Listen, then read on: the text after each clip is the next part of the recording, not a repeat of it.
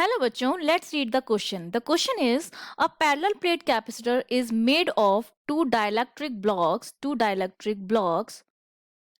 in series. One of the block has thickness D1 and dielectric constant K1 and other has thickness D2 and dielectric constant K2 as shown in the figure 2.3. This arrangement can be thought as a dielectric slab of thickness D equals to D1 plus D2 and effective dielectric constant K, then the value of K is, हमें dielectric constant K की value find out करनी है अगर arrangement कुछ इस तरह का हो तो सबसे पहले ऐसे क्वेश्चंस के लिए आपके पास एक शॉर्ट ट्रिक होनी चाहिए। ये शॉर्ट ट्रिक जो है इसमें क्या है, आपको ये चीज़ ध्यान रखनी है हमेशा, ये शॉर्ट ट्रिक आपके हमेशा काम आएगी अगर ये पैरेलल प्लेट कैपेसिटर के हैं। अगर डिस्टेंस डिवाइड हो रही है, ठीक है, डिस्टेंस का मतलब है थिकनेस, ठीक है, डिस्टेंस या जिसको मैं थिकनेस भी बोल सकती हूँ, थिकनेस अगर डिवाइड हो रही है तो इसका मतलब वो हैं पैरेलल में जुड़े हुए हैं, ठीक है, पैरेलल में निकालेंगे हम। और अगर एरिया डिवाइड हो रहा है तो हम उसको सीरीज में कनेक्टेड मानते हैं। कैसे? जैसे ये मेरे पास स्लैब है, पैरेलल प्लेट कैपेसिटर अगर इस तरह से डिवाइड हो रहे हैं वो, ठीक है, आपके पास कुछ इस तरह से डिवाइड हो रहे हैं कि ये D1 है और ये D2 है, और अगर कुछ इस तरह से डिवाइड हो रहे हैं कि एरिया डिवाइड हो रहा है, ये A1 है और ये A2 है, जैसे यहाँ पे ये D1 और D2 डिवाइड हो रहे थे, तो ये इसको तो हम मानेंगे, अगर इस तरह का है कुछ तो हम मानेंगे पैरेलल में जुड़े हुए हैं, और इस तरह से अगर डिवीजन हो रहा है तो हम मानेंगे क्या है, वो सीरीज में जुड़े हुए हैं।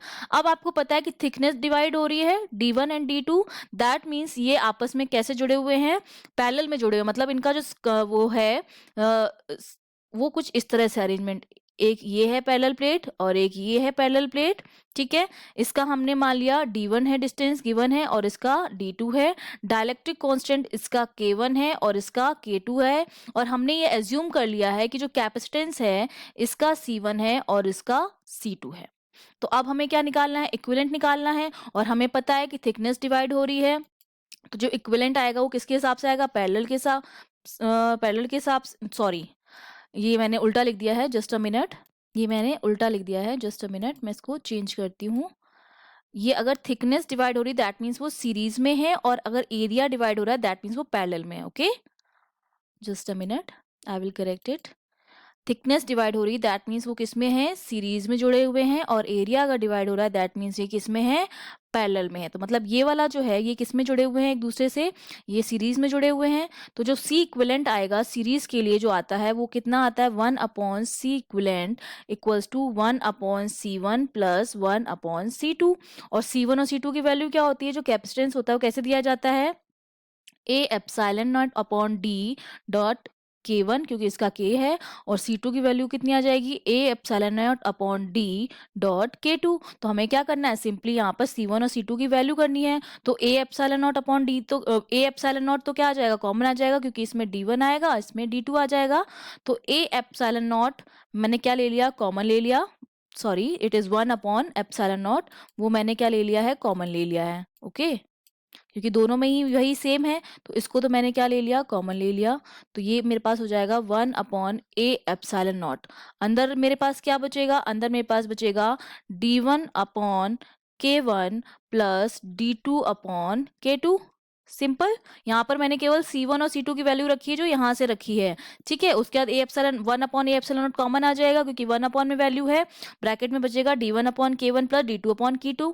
अब यहाँ से अगर मैं सी इक्विवेलेंट निकालूं तो मेरा सी इक्विवेलेंट कितना आ जाएगा, मेरा सी इक्विवेलेंट आएगा A epsilon not K1 K2। आपको क्या करना है, सिंपली एलसीएम लेके सॉल्व करना है और उसके बाद उसका रिवर्स कर देना है, क्योंकि जो वैल्यू आएगी एलसीएम लेने के बाद वो आएगी 1/C इक्विवेलेंट की। तो सी इक्विवेलेंट निकालना है तो उसका आप रेसिप्रोकल कर देंगे।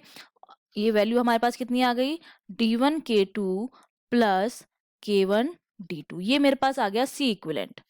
अब ये कह रहा है कि इस अरेंजमेंट को हमने ये मान लिया है कि ये जो हमारा अरेंजमेंट है वो पूरा एक ही अरेंजमेंट है, ठीक है, ये सॉरी ये इस तरह से है, ठीक है, पूरे की हमने डिस्टेंस जो D है वो D1 प्लस D2 के बराबर है, और जो डाइलेक्ट्रिक है उसका हमने कांस्टेंट K मान लिया है। तो इसका अगर मैं सी इक्विवेलेंट निकालूं तो वो मेरा सी इक्विवेलेंट कितना आएगा, मेरा सी इक्विवेलेंट आएगा A epsilon not upon total distance that is D1 plus D2 dot total dielectric constant that is K। तो अब मैं क्या करती हूँ, इसको और इसको क्या करती हूँ, कंपेयर करती हूँ। तो इसको और इसको कंपेयर करने पर मेरे पास जो k की वैल्यू आएगी वो मेरे पास कितनी आएगी, अगर मैं इसको कंपेयर करूंगी तो मेरे पास k की जो वैल्यू मिलेगी वो मुझे कुछ इस तरह से मिलेगी। मेरा जो दोनों को इक्वल कर देंगे तो A epsilon not cancel out हो जाएगा।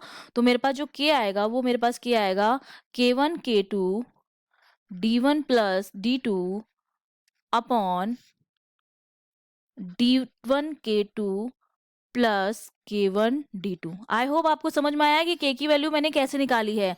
मैंने ये वाला सी इक्विवेलेंट जो आया है और ये वाला सी इक्विवेलेंट जो आया है दोनों एक ही कंडीशन के लिए हैं, तो इनको अगर मैं कंपेयर करूंगी तो ए एप्सिलॉन तो कैंसिल आउट हो जाएंगे।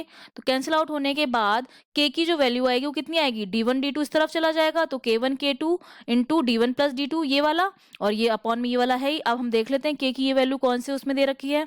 तो देखिए आपका जो सी ऑप्शन है वो बिल्कुल करेक्ट ऑप्शन है, लेकिन इस ऑप्शन में एक मिस्टेक है, k1 के साथ क्या आएगा, d2 आएगा और k2 के साथ d1 आएगा। ओके, सिर्फ इतना सा आपको चेंज करना है। That means C option is the correct option. I hope you understood well. All the best.